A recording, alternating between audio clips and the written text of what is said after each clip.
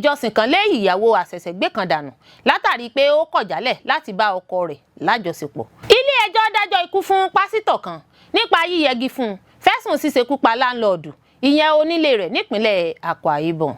àwọn oníṣẹ̀ṣe fárígá o wọ́n ní kí àjọ INEC sún ọjọ́ ìdìbò gómìnà Ọ̀ṣun síwájú. ojú wọn rèé o àwọn olóṣèlú tí ìjọba Tinubu fẹ̀sùn pé wọ́n kó owó Nàìjíríà sápò kan. Ìbà Gani Adams rọ ìjọba àpapọ̀ àtàwọn gómìnà ìpínlẹ̀ apá ẹkùn gúúsù ìwọ̀ oòrùn fún ìfọwọ́sowọ́pọ̀ lójúnà láti gbógun ti ìgbésùnmọ̀mí. Kwara United wọ́gà o látàrí lílù tí àwọn olólùfẹ́ rẹ̀ lu rẹfirí àti ikọ̀ Rivers United lálùbami. àjọ NPLF fòfin dè wọ́n. Olórí Olúwaṣìndárayọ̀ nínú ayé tèmi ní oníròyìn yín ẹ gbọ́ àtúpalẹ̀ àwọn ìròyìn náà lẹ́kùnrẹ́rẹ́. Ẹ káàbọ̀ sí ìkànnì Drive TV. Fún ìgbà àkọ́kọ́ ẹ gbìyànjú láti like, share, subscribe kẹ́ ẹ lè máa gbádùn wa lóòrèkóòrè. Ilé ìjọsìn kan lé ìyàwó àṣẹ̀ṣẹ̀gbé kan dànù látàrí pé ó kọ̀ jálẹ̀ láti bá ọkọ rẹ̀ lájọṣepọ̀. Ilé ìjọsìn kan tó wà l'Àbújá Holiness Revival Movement Worldwide ti lé ìyàwó àṣẹ̀ṣẹ̀gbé Oyiza kúrò nínú ìjọ rẹ̀ fẹ̀sùn pé ó kọ̀ jálẹ̀ láti ṣeré kọjú sájà kẹ̀yìn sájà pẹ̀lú ọkọ rẹ̀ Isaac gẹ́gẹ́ bí lọ́kọláya. àwọn tọkọtaya náà ló ń gbé nílùú Ìbàdàn nípínlẹ̀ Ọ̀yọ́ tí wọ́n so wọ́n pọ̀ gẹ́gẹ́ bí tọkọtaya lọ́jọ́ kẹfà oṣù kẹsàn-án ọdún 2025 lẹ́yìn tí wọ́n parí ètò gbogbo nílànà ìbílẹ̀ ní Ọ̀kẹ́nẹ́ nípínlẹ̀ Kogi àti ìgbéyàwó kóòtù nílùú Ìbàdàn ìpínlẹ̀ Ọ̀yọ́. ẹ̀wẹ̀ lẹ́yìn ìgbà díẹ̀ tí wọ́n ṣètò ayẹyẹ ìgbéyàwó tán ní èdè àìyedè àríyànjiyàn gbọ́nmi sí omi ò tó bẹ́ sílẹ̀ láàrin tọkọtaya náà bí ìyàwó ṣe kọ̀ jálẹ̀ kó fààyè gba ọkọ láti ṣeré ìfẹ́ lọ́kọláya orí ibùsùn. ọkọ fẹ́ fún ìyàwó ní òpè ìyàwó ní rárá òun kò fẹ́ òpè kò gba ọkọ láàyè kó bá òun lájọṣepọ̀. ó dúró lórí pé òun kò nífẹ̀ẹ́ ọkọ náà. ó fẹ̀sùn kan ìyá rẹ̀ nípa títí òun lọ́pọ̀npọ̀n wọnú ìgbéyàwó. ìròyìn Saturday Punch jábọ̀ pé gbogbo ìgbìyànjú igun ìdílé méjèèjì àtàwọn olùdarí ilé ìjọsìn láti dá sí ọ̀rọ̀ náà ló já sí pàbó bí ìyàwó ṣe sorí kunkun síbẹ̀. ìyàwó ò gbọ́ nǹkan kan wọ́n ti gé etí ìyàwó lọ. nínú fídíò tó jẹ́ gbígbé sójú òpó ìkànnì ayélujára YouTube lóṣù kejì olùdarí gbogbogbò fún ẹgbẹ́ náà pásítọ̀ Paul Rika ló kéde lílé Oyiza kúrò nínú ìjọ lẹ́yìn ìgbìyànjú láti pẹ̀tù sọ́rọ̀ náà fóṣù 5 forí sanpọ́n. lásìkò ìkéde náà ó ṣàpèjúwe ìyàwó náà gẹ́gẹ́ bí Sátánì. ó kéde pé ó gbọ́dọ̀ jẹ́ fífìyà jẹ. Isaac tí í ṣe ọkọ ṣàlàyé pé Oyiza gbà nígbà tóun sọ èrò òun láti fẹ́. látàrí èyí ìgbìmọ̀ ètò ìgbéyàwó ṣọ́ọ̀ṣì fọwọ́ sí títẹ̀síwájú pẹ̀lú ìgbáradì ìpalẹ̀mọ́ fétò ìgbéyàwó. ẹ̀wẹ̀ ọkọ náà sọ wípé láwọn oṣù díẹ̀ ṣáájú ètò ìgbéyàwó Oyiza bẹ̀rẹ̀ sí ní ṣiyèméjì tó sì bẹ̀rẹ̀ sí ní fi hàn pé kò nífẹ̀ẹ́ òun mọ́. ọkọ fi kún pé ó ní èrò òun ni pé ohun tó ń ṣẹlẹ̀ lè jẹ́ nǹkan ti tẹ̀mí pé káwọn gbàdúrà. ìgbìmọ̀ ìgbéyàwó náà gba ìyàwó lámọ̀ràn láti lọ gbàdúrà. nígbà tó darí dé padà ló ní òun gbà bí àwọn ṣe tẹ̀síwájú nínú ìpalẹ̀mọ́ fétò ìgbéyàwó náà nìyẹn. ṣùgbọ́n Isaac sọ wípé nǹkan dàrú ní kòpẹ́kòpẹ́ lẹ́yìn ètò ìgbéyàwó. ọkọ ní lẹ́yìn ètò ìgbéyàwó níṣe ni ìyàwó òun bẹ̀rẹ̀ sí ní ṣàròyé padà pé òun kò ní ìmọ̀lára ìfẹ́ fún òun mọ́. níṣe ló bẹ̀rẹ̀ sí ní síwàwù ṣùgbọ́n nítorí ìfẹ́ tóun ní fún òun gba gbogbo àìṣedéédé rẹ̀ lérò wípé nǹkan yóò yí padà. ó ní lẹ́yìn ètò ìgbéyàwó òun ní káwọn jọ ṣeré lọ́kọláya ṣùgbọ́n àròyé ló kó balẹ̀ kò gbà fóun kóun bá lájọṣepọ̀ ẹkún ló kó bolẹ̀ tó sì ń sọ wípé ṣé ìyá òun ti wá rí báyìí nígbà tóun sọ wípé òun ò nífẹ̀ẹ́ arákùnrin yìí ṣé ìyá òun ti wá rí báyìí ó ní kí ìyá òun wo ipò tí òun ṣì wà báyìí. Isaac ní gbogbo ìgbìyànjú ilé ìjọsìn àwọn ìgbìmọ̀ ìjọ àwọn ìránṣẹ́ Ọlọ́run lórí ọ̀rọ̀ náà ló já sí pàbó látàrí bí ìyàwó náà ṣe kọ̀ jálẹ̀. ilé ẹjọ́ dájọ́ ikú fún pásítọ̀ kan nípa yíyẹgi fún fẹ̀sùn ṣíṣekú pa láńlọ́ọ̀dù ìyẹn onílé rẹ̀ nípínlẹ̀ Akwa Ibom. pásítọ̀ ìjọ Living Faith Church Chapel Ifá Ikot Ubo Ifá Ikot ẹ̀ka ọ̀pọ̀n Uyo nípínlẹ̀ Akwa Ibom Emmanuel Umo ti jẹ́ dídájọ́ ikú fún nípa yíyẹgi fún títí tẹ̀mí ò fi bọ́ lọ́rùn rẹ̀. Umo ló jẹ́ dídájọ́ ikú fún nípasẹ̀ onídàájọ́ Gabriel Ete ti ilé ẹjọ́ gíga fẹ̀sùn ṣíṣekúpa akẹ́kọ̀ọ́ ìmọ̀ ẹ̀rọ ìyẹn civil engineering tó wà nípele àṣekágbá ìyẹn 500 level níléèwé gíga fásitì Uyo Gabriel Bassey ẹni tó tún jẹ́ láńlọ́ọ̀dù ìyẹn onílé rẹ̀ bákan náà. Pásítọ̀ náà ni wọ́n ló gún Edward dojú ikú lọ́jọ́ 21 oṣù kejìlá ọdún 2020 ní Ifá Ikot Ubo níjọba ìbílẹ̀ Uyo nípínlẹ̀ náà. Ohun tí a gbọ́ tí wọ́n fi tó ilé ẹjọ́ létí ni pé olóògbé náà ló kó lọ ilé dúkìá ìyá rẹ̀ tó dolóògbé tó wà ní Ifá Ikot Ubo láti máa mójútó ilégbè náà àti láti máa gbé ilé náà bó ṣe jẹ́ pé ó súnmọ́ ìtòsí ilé ẹ̀kọ́ rẹ̀. Gẹ́gẹ́ bí ìròyìn tó tẹ̀ wá lọ́wọ́, ìyá akẹ́kọ̀ọ́ náà ṣáájú ikú rẹ̀ lóṣù kejìlá ọdún 2019 ti dá ilé ìwé alákọ̀ọ́bẹ̀rẹ̀ kan sórí dúkìá rẹ̀ ọ̀hún. Ẹ̀rí máa jẹ́ mi ǹsó níwájú ilé ẹjọ́ tọ́ka sí pé láńlọ́ọ̀dù olóògbé náà gbé nínú ilégbèé fíláàtì oníyàrá méjì tí wọ́n kọ́ mọ́ gbọ̀ngàn ńlá tó wà nínú àgbàlá ilé náà pẹ̀lú àbúrò rẹ̀ lọ́kùnrin Emmanuel Bassey. Gbọ̀ngàn ọ̀hún ló jẹ́ kíkọ́ fún iléèwé ṣùgbọ́n nígbà tó yá wọ́n fi rẹ́ǹtì wọ́n ya ilé ìjọsìn Living Faith Church láti máa sanwó 150,000 naira lọ́dọọdún pẹ̀lú ìmọ̀sí bàbá rẹ̀ Emmanuel Bassey tí í ṣe ọ̀gá àgbà ilé ẹ̀kọ́ fẹ̀yìntì. Wọ́n gba ṣọ́ọ̀ṣì náà láàyè láti bẹ̀rẹ̀ sí ní lo gbọ̀ngàn náà kódà ṣáájú kí wọ́n tó san gbogbo owó gbọ̀ngàn náà tí wọ́n yá. Ọ̀daràn náà ni wọ́n gbé lọ ẹ̀ka ilé ìjọsìn náà gẹ́gẹ́ bí olùdarí ẹ̀ka ìjọ náà. Ẹ̀rí máa jẹ́ mi ǹsó tí wọ́n gbé ka iwájú ilé ẹjọ́ fi hàn pé lọ́jọ́ 21 oṣù kejìlá ọdún 2020 olùjẹ́jọ́ ni wọ́n rí tó wọnú àgbàlá ilé olóògbé. Lẹ́yìn náà làwọn ará àdúgbò bẹ̀rẹ̀ sí ní gbọ́ igbe Jésù lóhùn rárá láti inú àgbàlá ilé náà.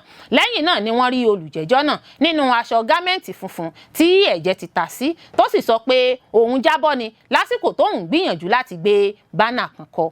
Lọ́jọ́ 26 oṣù kejìlá ọdún 2020 ọjọ́ kan lẹ́yìn ọdún kérésìmesì wọ́n ṣàwárí òkú Edward nínú yàrá rẹ̀ tí wọ́n ti fi ẹni wé àti ọ̀bẹ alápatà lẹ́gbẹ̀ẹ́ rẹ̀. Olùjẹ́jọ́ náà tó jẹ́ ẹni tí wọ́n rí gbẹ̀yìn pẹ̀lú Edward tó ní ẹ̀jẹ̀ lára aṣọ rẹ̀ tí kò lè ṣàlàyé ló ṣe bẹ́ẹ̀ jẹ́ fífi gbòòrò òfin gbé tí wọ́n sì fi ẹ̀sùn ìpànìyàn kàn án. Olùjẹ́jọ́ náà ẹni tí wọ́n taari lọ ilé ẹjọ́ lọ́jọ́ 6 oṣù kejìlá ọdún 2021 lórí ẹ̀sùn kan tó dá lórí ìṣekúpani ṣe bẹ́ẹ̀ rawọ́ ẹ̀bẹ̀ pé òun ò jẹ̀bi.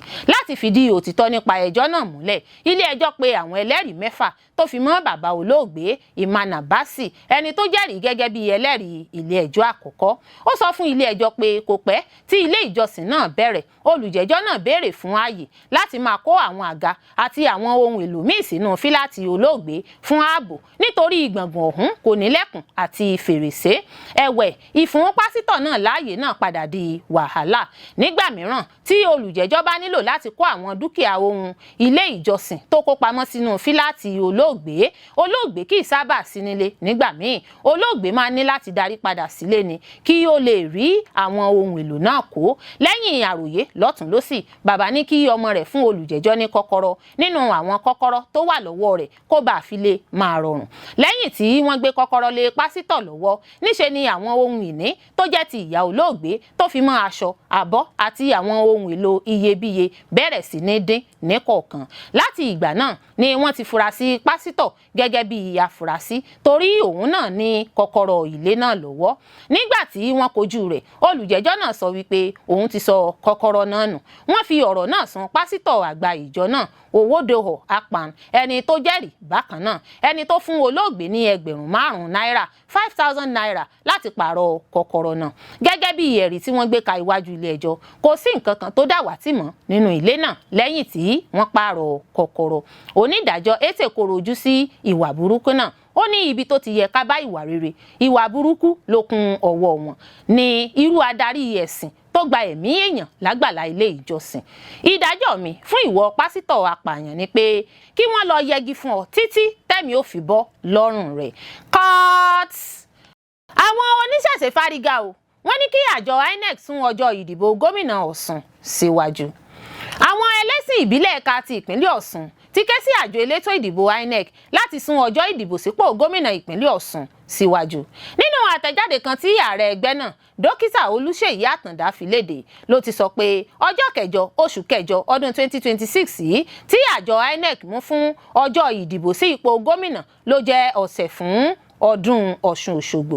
Dókítà Olúṣèyí tẹ̀síwájú pé ọjọ́ kẹtàdínlọ́gbọ̀n oṣù keje sí ọjọ́ keje oṣù kẹjọ ọdún 2026 yìí ní ayẹyẹ ọdún Ọ̀ṣun Òṣogbo. Ó sì máa ń tó aago 6 àṣálẹ́ kí ayẹyẹ ọdún náà tó parí lọ́jọ́ tí ìdìbò yóò kù ọ̀la. Ó fi kún pé kò ṣeé ṣe láti sún ayẹyẹ ọdún Ọ̀ṣun Òṣogbo fún ọjọ́ ìdìbò rárá. Nítorí Jímọ̀ kejì oṣù kẹjọ ọdọọdún ní àṣekágbá ọdún Ọ̀ṣun Òṣogbo gẹ́gẹ́ bí ó ti wà nínú àlàkalẹ̀. Tí ẹnikẹ́ni bá sún ọjọ́ Ọ̀ṣun Òṣogbo sẹ́yìn tàbí síwájú, ó lè mú ohun tí agbára kò ní ká wá. Nítorí méjì tí wọ́n ti ṣe bẹ́ẹ̀ rí, àtúbọ̀tán rẹ̀ kò dáa, ó sì lágbára gidigidi lásìkò ìgbà náà. Ààrẹ ẹgbẹ́ náà wá sọ pé àjọ elétò ìdìbò INEC kí wọ́n kíyèsí àwọn wàhálà tí ó lè mú wá tí wọ́n bá dìbò ní àkókò ìgbà ọdún Ọ̀ṣun Òṣogbo. Ó ní àwọn jàǹdùkú lè lo àǹfààní àwọn èrò tó máa ń wá síbi ayẹyẹ ọdún náà láti dá wàhálà sílẹ̀ ṣáájú ọjọ́ ìdìbò sípò gómìnà, eléyìí sì léwu púpọ̀. Ààrẹ Olúṣèyí wá rọ àjọ elétò ìdìbò INEC láti gba ọ̀rọ̀ náà rò kí wọ́n sì sún ìdìbò náà síwájú. Lọ́dún tó kọjá ní alága INEC tẹ́lẹ̀ ọ̀jọ̀gbọ́n Mahmood Yakubu kéde pé 20 oṣù kẹfà àti ọjọ́ kẹjọ oṣù kẹjọ ọdún 2026 ní ètò ìdìbò ìpínlẹ̀ Èkìtì àti Ọ̀ṣun yóò wáyé. Àmọ́ látàrí ọdún Ọ̀ṣun Òṣogbo tí ọjọ́ náà forí gbà ní àwọn oníṣẹ̀ṣe fi ń rọ àjọ elétò ìdìbò INEC láti sún ọjọ́ ìdìbò síwájú. Olórí Olúwaṣìndárayọ̀ nínú ayé tèmi ni oníròyìn yín. Ẹ ṣé púpọ̀ fún gbígbọ́ àti wíwò tí ẹ̀ ń wò wá. Ojú tí ẹ̀ ń fi ń wò wá kò ní fọ́, etí tí ẹ̀ fi ń gbọ́ wá kò ní dì, yóò sì dára fún yín. Ojú wọn rèé o. Àwọn olóṣèlú tí ìjọba Tinubu fẹ̀sùn pé wọ́n kó owó Nàìjíríà sápò kan. Kò jẹ́ tuntun láwùjọ òṣèlú Nàìjíríà láti máa wádìí àwọn olóṣèlú tí wọ́n bá fura sí pé wọ́n kó owó ìlú sápò ara wọn lásìkò tí wọ́n di ipò kan tàbí ìkejì mú. Nígbà míì, ìgbà tí àwọn olóṣèlú náà bá kúrò nípò ni wọ́n máa ń fi ẹ̀sùn kàn wọ́n tí wọn yóò sì tọpinpin wọn. Ṣùgbọ́n lọ́pọ̀ ìgbà wọ́n ti máa ń kúrò lọ́fíìsì kí wọ́n tó máa wádìí ohun tí wọ́n fi ipò wọn ṣe lábala òwò ìlú. Láti ìgbà tí ìjọba ààrẹ Bọ́lá Tinubu yìí ti bẹ̀rẹ̀ ní ìwádìí àwọn olóṣèlú bẹ́ẹ̀ ti ń wáyé, tó bẹ́ẹ̀ tí àwọn olóṣèlú ẹgbẹ́ alátakò ń sọ pé APC mọ̀ọ́mọ̀ lo ọwọ́ agbára lórí àwọn ọmọ ẹgbẹ́ àwọn ni. Abubakar Malami, olóòtú àti mínísítà ètò ìdájọ́ nígbà ìjọba ààrẹ olóògbé Muhammadu Buhari ń jẹ́jọ́ lọ́wọ́ báyìí lórí kíkó owó Nàìjíríà sápò ara ẹni. Àjọ EFCC tó ń gbógun ti ṣíṣe owó ìlú kúmọkùmọ ló ń bá Malami fà á pẹ̀lú ẹ̀sùn 16 tí wọ́n fi kàn án. Wọ́n fẹ̀sùn kan ọmọ rẹ̀ ọkùnrin àti ìyàwó rẹ̀ pẹ̀lú dúkìá tó lé ní 8.7 billion naira ni wọ́n ní wọ́n fi owó Nàìjíríà kó jọ. Àmọ́ Malami ní òun kò jẹ̀bi àwọn ẹ̀sùn náà. Ó ní ìjọba Tinubu wulẹ̀ ń lo agbára lé òun lórí ni. Aminu Waziri Tambuwa lóṣù kẹjọ ọdún 2025 ní EFCC ránṣẹ́ pé gómìnà ìpínlẹ̀ Sokoto nígbà kan rí ọ̀hún Aminu Tambuwa wọ́n ní kó wá ṣàlàyé lórí 189 billion naira owó Nàìjíríà tí wọ́n ló kó sápò ara rẹ̀ lásìkò tó ṣèjọba. EFCC fẹ̀sùn kàn pé ó gba owó náà lásìkò tó wà nípò gómìnà. Àwọn atọpinpin sì fìdí rẹ̀ múlẹ̀ pé èyí lòdì sí òfin. Bákan náà, Nasir El-Rufai látìgbà tí Nasir El-Rufai ti kúrò nípò gómìnà ìpínlẹ̀ Kaduna ní 2023 tó sì tún kúrò nínú ẹgbẹ́ òṣèlú APC ló ti ń kojú ẹ̀sùn àjẹbánu láti ọ̀dọ̀ ìjọba tó dé lẹ́yìn rẹ̀. Bó tilẹ̀ jẹ́ pé wọn kò fọwọ́ òfin mú tí wọn kò sì pè é lẹ́jọ́, síbẹ̀ ẹnu kò sí lára El-Rufai nípa ẹ̀sùn àjẹbánu. Bí èyí ṣe ń lọ lọ́wọ́ náà ni El-Rufai pàápàá kò yéé fẹ̀sùn kan ìjọba Tinubu, bẹ́ẹ̀ ló ń tako ẹgbẹ́ òṣèlú APC tó ti ṣèjọba Kaduna fọdún 8. Nínú ìfọ̀rọ̀wánilẹ́nuwò kan tó ṣe pẹ̀lú BBC, El-Rufai sọ pé lóòótọ́ ni wọn kò tí ì fi òfin mú òun, àmọ́ wọ́n ti mú àwọn tó súnmọ́ òun. El-Rufai sọ pé òun mọ̀ pé wọ́n lè mú òun náà láìpẹ́. Lọ́sẹ̀ díẹ̀ sẹ́yìn ni àwọn agbófinró kan gbìyànjú láti mú un ní pápákọ̀ òfurufú l'Àbújá lóòótọ́ bó ṣe ń sọ̀kalẹ̀ nínú bàálù tó gbé e dé láti Cairo lórílẹ̀‐èdè Egypt. Gómìnà Kaduna tẹ́lẹ̀ náà ti wá fi ẹ̀sùn kan APC. Ó ní bí wọ́n ṣe ń mú àwọn olóṣèlú tó jẹ́ ọmọ ẹgbẹ́ alátakò ló jẹ́ káwọn èèyàn máa fi ẹgbẹ́ náà sílẹ̀. Sule Lamido, gómìnà ìpínlẹ̀ Jigawa nígbà kan rí, lòun náà ti kojú ọ̀pọ̀ ìgbẹ́jọ́ láti ọ̀dọ̀ EFCC lórí 1.3 billion naira tí wọ́n ló kó sápò ara rẹ̀ pẹ̀lú àwọn ẹ̀sùn mìíràn tó ń jẹ́jọ́ rẹ̀ láti ọdún 2015. Wọ́n fìgbà kan jù ú sí àhámọ́ pẹ̀lú ọmọ rẹ̀ Aminu Mustapha. Ẹ̀sùn kíkó owó Jigawa jẹ nípasẹ̀ àwọn iléeṣẹ́ mọ̀lẹ́bí rẹ̀ wà nínú ohun tí Sule Lamido ń jẹ́jọ́ rẹ̀ ní tiẹ̀. Ní ọdún 2012 ni EFCC mú ọmọ Lamido, Aminu Sule. Wọ́n ní ó fẹ́ kó owó ìlú tó jí sá lọ sílẹ̀ òkèèrè. Nínú àwíjàre Sule Lamido tó jẹ́ olórí nínú ẹgbẹ́ òṣèlú PDP, ó ní ìjọba APC fi ẹ̀tẹ̀ sílẹ̀, wọ́n pa làpálàpá. Lamido sọ pé APC kò dojúkọ ìgbógun ti àjẹbánu mọ́, wọ́n dojúkọ PDP tó ṣèjọba fọ́dún 16 nílẹ̀ Nàìjíríà. Àmọ́ Malami ní òun kò jẹ̀bi àwọn ẹ̀sùn náà. Ó ní ìjọba Tinubu wulẹ̀ lo agbára lé òun lórí ni. Lára àwọn olóṣèlú míì ní ọmọ ẹgbẹ́ APC tó ń kojú ìwádìí ẹ̀sùn kíkó owó jẹ ní Yahaya Bello. Lọ́wọ́lọ́wọ́ EFCC ń bá gómìnà ìpínlẹ̀ Kogi tẹ́lẹ̀ rí náà Yahaya Bello ṣe ẹjọ́ lórí 80.2 billion naira tí wọ́n ló kó jẹ. Ní ọdún 2024 ní àjọ náà yabo ilé Yahaya Bello tó ṣèjọba Kogi fún ọdún 8 gbáko. Wọ́n fẹ́ fọwọ́ òfin mú. Àmọ́ ìròyìn sọ pé Usman Ododo, gómìnà tó gba ipò lọ́wọ́ Yahaya Bello, wá ọ̀nà tó fi gbé Bello jáde tí EFCC kò sì padà rí mú. Bó tilẹ̀ jẹ́ pé Bello padà fojú hàn ní kóòtù níparí ọdún 2024, wọ́n sì tì mọ́ àhámọ́ fúngbà díẹ̀ láì fi ààyè bẹ́ẹ̀lì sílẹ̀ fún. Lóṣù kínní ọdún 2026 yìí ni alága EFCC Ọlá Olúkóyèdé sọ pé ẹjọ́ náà sì wà ní kóòtù, àwọn sì ń ṣiṣẹ́ láti rí i pé àwọn rídìí òkodoro. Adi Sirika, mínísítà fẹ́tò ìrìnnà òfurufú nígbà ìjọba olóògbé Muhammadu Buhari. Iléeṣẹ́ Nigeria Air tí Sikari fi lọ́lẹ̀ nígbà tí sáà rẹ̀ ń tán lọ ló padà di ariwo mọ́ ọ lọ́wọ́. Awuyewuye náà ló sì mú ìjọba Tinubu fagilé àkànṣe iṣẹ́ tó fẹ́ dá iléeṣẹ́ ọ̀hún sílẹ̀.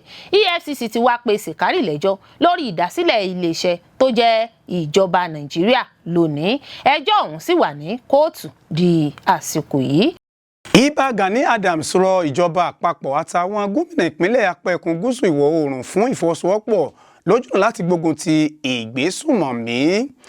Ààrẹ Ọ̀nà Kakanfò ilẹ̀ Yorùbá Ìbà Gani Adams rọ àwọn gómìnà ìpínlẹ̀ apá ẹkùn gúúsù ìwọ̀ oòrùn àti ìjọba àpapọ̀ láti fọwọ́sowọ́pọ̀ pẹ̀lú ọ́fíìsì rẹ̀ àti àwọn ẹgbẹ́ àwòrán-ṣàṣà fétò ààbò apá ẹkùn gúúsù ìwọ̀ oòrùn lójúnà láti fòpin sí ìṣẹ̀lẹ̀ ìjínigbé, ìgbésùnmọ̀mí àtàwọn ìṣẹ̀lẹ̀ ọ̀daràn míì lápá ẹkùn náà.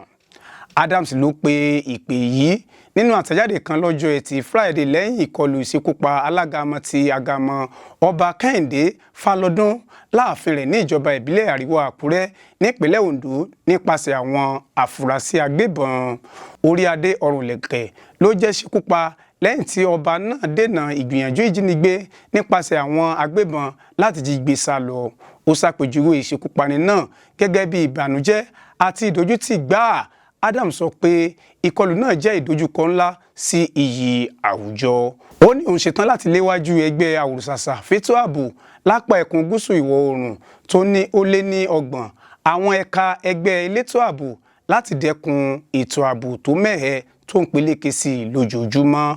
Ó sọ pé ìṣekúpani ọba Kẹ́hìndé Fálọdún ló jẹ́ ìpè ìtanijí sáwọn àwòrán-ṣàṣà.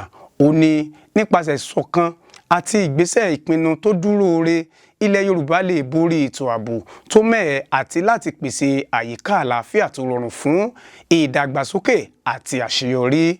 Adam ké sí ìfọwọ́sowọ́pọ̀ láàrin ìjọba àpapọ̀ àti ìjọba ìpínlẹ̀, àwọn ìgbìmọ̀ orí adé ọ̀run ìlẹ̀kẹ̀ àtàwọn àwòrán-ṣàṣà ètò ààbò, àjọ elétò ààbò láti dẹ́kun ètò ààbò tó mẹ́hẹ. Kwara United wọ gàwó látàrí lílù tí àwọn olólùfẹ́ rẹ̀ lu rẹfrí àti ikọ̀ Rivers United lálùbami. Àjọ NPLF ló fòfin dè wọ́n. Àjọ tó ń rí sí ìṣàkóso bọ́ọ̀lù àwọn ikọ̀ lábẹ́lé ní Nàìjíríà NPFL ti kéde pé kí ikọ̀ Kwara United san mílíọ̀nù 9 owó náírà fún bí àwọn olùfẹ́ wọn ṣe kó ìyà fún àwọn agbábọ́ọ̀lù Rivers United.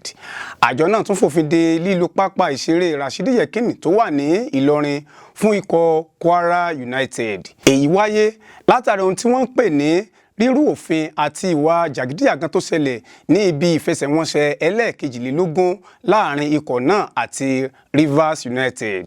Ìṣẹ̀lẹ̀ náà wáyé lọ́jọ́ 18 oṣù kejì yìí lórí pápá ìṣeré Rashidi Yekini tó wà ní ìlú Ìlọrin ní ìpínlẹ̀ Kwara, níbi tí ikọ̀ Kwara United àti Rivers United ti wàákò tí wọ́n sì ta ọ̀mì góòlù kọ̀ọ̀kan. Nínú àtẹ̀jáde tí àjọ NPFL fi léde sórí ìtàkùn Facebook wọn sọ pé Kwara United kùnà láti pèsè ètò ààbò tó péye tó sì já sí bí àwọn èèyàn ṣe kọjá sí ibi tí kò yẹ kí wọ́n dé. Àtẹ̀jáde náà sọ pé Kwara United jẹ̀bi kíkùnà láti bójútó ìhùwàsí àwọn olólùfẹ́ rẹ̀ tó já sí bí wọ́n ṣe ṣèkọlù sí àwọn abẹnugan ìfẹsẹ̀wọnsẹ̀ náà àti ti Rivers United. NPFL ní àwọn olólùfẹ́ Kwara United ya wọ ibi tí kò yẹ kí wọ́n wọ̀, wọ́n kó ìyà fún àwọn abẹnugan ìfẹsẹ̀wọnsẹ̀ náà àti ti Rivers United tó já sí ìfarapa àwọn èèyàn kan. Ńṣe ni àwọn olólùfẹ́ ikọ̀ náà mú ìwà ìbàjẹ́ bá eré bọ́ọ̀lù aláfẹsẹ̀gbá nípa ìwà jàgídíjàgan tí wọ́n hù. Àjọ náà ní kí ikọ̀ Kwara United san owó mílíọ̀nù 2 náírà fún ìkùnà láti pèsè ètò ààbò tó péye, mílíọ̀nù 1 náírà fún àìbójútó ìhùwàsí àwọn olólùfẹ́ wọn. Wọ́n tún ní kí wọ́n san mílíọ̀nù 1 náírà míì fún lílu àwọn abẹnugan ìfẹsẹ̀wọnsẹ̀ náà àti ti ikọ̀ Rivers United pẹ̀lú mílíọ̀nù 1 náírà fún mímú ìwà ìbàjẹ́ bá eré bọ́ọ̀lù aláfẹsẹ̀gbá. Kwara United yóò tún san mílíọ̀nù 1 náírà fún dídá àwọn abẹnugan ìfẹsẹ̀wọnsẹ̀ náà àti ti ikọ̀ Rivers United dúró fún ọ̀pọ̀lọpọ̀ wákàtí àti mílíọ̀nù 2 míì gẹ́gẹ́ bí owó gbàmábínú àti owó ìtọ́jú fún àwọn tí wọ́n farapa. Gbogbo owó ìtanràn náà ló jẹ́ mílíọ̀nù 9 náírà lápapọ̀. Láfikún, wọ́n tún fòfin de lílo pápá ìṣeré ìlú Ìlọrin fún ikọ̀ Kwara United. Wọ́n wá darí wọn láti lọ máa gbá gbogbo ìfẹsẹ̀wọnsẹ̀ tó kù ní pápá ìṣeré MKO Abiola tó wà ní Abẹ́òkúta títí sáà yóò fi parí. Wọ́n tún ní ó di ọ̀ranyàn fún wọn láti wá àwọn olólùfẹ́ wọn tí wọ́n hu ìwà yìí jáde fún ìjìyà tó tọ́ lábẹ́ òfin. Àjọ NPFL wá fún wọn ní ọjọ́ 2 péré láti pe ẹjọ́ kòtẹ́milọ́rùn tí wọ́n bá fẹ́. Ọ̀pọ̀ àwọn èèyàn tó mọ̀ nípa eré bọ́ọ̀lù àti àwọn akọ̀ròyìn pàápàá jùlọ ẹgbẹ́ tó ń kọ ìròyìn nípa eré ìdárayá SWAN ti sọ pé ìjìyà tí NPFL gbé kalẹ̀ yìí pọ̀ ju ẹ̀ṣẹ̀ wọn lọ. Wọ́n sọ pé nígbà tí wọ́n ti ní kí wọ́n san owó kò yẹ kí wọ́n tún yọ kókó wọn mọ́, yàtọ̀ sí pé wọ́n tún fòfin de pápá ìṣeré Ìlọrin. Wọ́n ní irúfẹ́ ẹ̀ṣẹ̀ tí àwọn olólùfẹ́ Kwara United ṣẹ̀ ní àwọn tí ikọ̀ Kano Pillars àti ti Wiki Tourists náà ṣe níbi ọ̀sẹ̀ díẹ̀ sẹ́yìn tí ìjìyà wọn sì jẹ́ sísanwó ìtanràn nìkan. Wọ́n wá bi àjọ NPFL léèrè wípé báwo lọ̀bọ ṣe sorí tí ìnàkí kò ṣe. Ńṣe ni rògbòdìyàn ọ̀hún bẹ́ sílẹ̀ ní ìlú Ìlọrin ní pápá ìṣeré George Ini Agbasika tó wà ní ìlú Ìlọrin nípínlẹ̀ Kwara níbi ìdíje NPFL sáà tọdún yìí tí ń lọ lọ́wọ́. Èyí wáyé lẹ́yìn tí ikọ̀ agbábọ́ọ̀lù Kwara United ta ọ̀mì góòlù kọ̀ọ̀kan pẹ̀lú àlejò wọn tí ṣe ikọ̀ agbábọ́ọ̀lù Rivers United ọjọ́ 18 oṣù kejì ọdún 2026. Ṣe ni ikọ̀ àwọn olólùfẹ́ Kwara United dídùn ìyà fún rẹfúrí, akọ́nimọ̀ọ́gbá àti àwọn ikọ̀ agbábọ́ọ̀lù Rivers United tó fi mọ́ àwọn míì tí wọ́n jẹ́ àwòrán. Gẹ́gẹ́ bí wọ́n ṣe wí, ohun tó ṣokùnfà wàhálà náà kò sẹ̀yìn bí ikọ̀ Kwara United ṣe gbá góòlù kan wọlé ní 30 ìṣẹ́jú lé ní 2 látọwọ́ Samsudeen Mohammed. Lẹ́yìn náà ni rẹfúrí ìfẹsẹ̀wọnsẹ̀ náà ti ń fi àwọn ohun tó yẹ kó jẹ́ àǹfààní fún ikọ̀ Kwara United dùn wọ́n.